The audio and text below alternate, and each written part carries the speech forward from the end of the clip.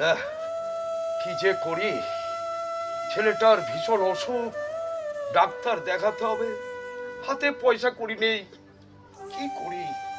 ও আচ্ছা আচ্ছা, রিপনদার কাছে যাই, দেখি কিছু পয়সা পাওয়া যায় কিনা। রিপনদা, ও রিপনদা, রিপনদা বাড়িতে আছো?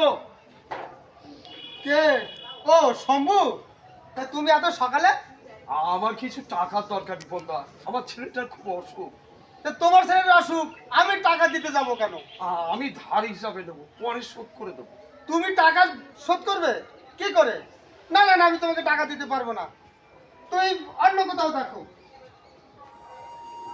কি করি, কার কাছে পাই, কোথায় যাই? এখন এখন কি করি? ওদিকে মা মরা ছেলেটা, ডাক্তারও দেখাতে পাচ্ছি না। ও মশাই, হ্যাঁ। একা একা কি বলতে বলতে যাচ্ছেন? ও কিছু না, কিন্তু আপনি কে? আপনাকে এই গায়ে তো আগে দেখিনি। আমার বাড়ি ও গ্রামে। ও আচ্ছা। আমি এই পথ দিয়ে যাচ্ছিলাম, তা আপনাকে চিন্তিত মনে হলো তাই জিজ্ঞাসা করলাম। ওই আমার ছেলের খুব অসুখ, কিছু টাকার দরকার, যার জন্য আর কি চিন্তা করছি আমি। কত টাকা লাগবে? 500 টাকা মতো হলে পারে সমস্যা মিটে যায়, কিন্তু কোথায় পাবো?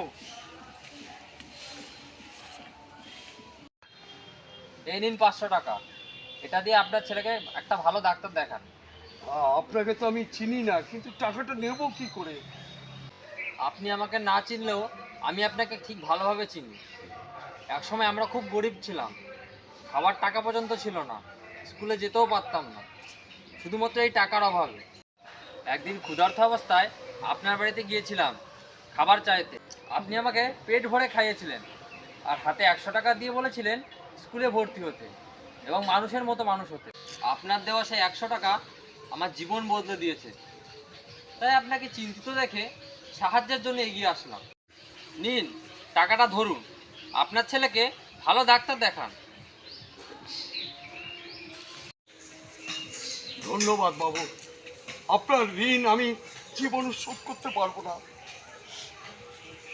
ধন্যবাদ দিয়ে আমাকে ছোট করবেন না, আর টাকাটাও আপনাকে শোধ দেওয়া লাগবে না। এটা তো আপনার কাছ থেকে শেখা। যদি কেউ বিপদে পড়ে, প্রত্যেকেরই উচিত তার পাশে এসে দাঁড়ানো। ভালো থাকবেন।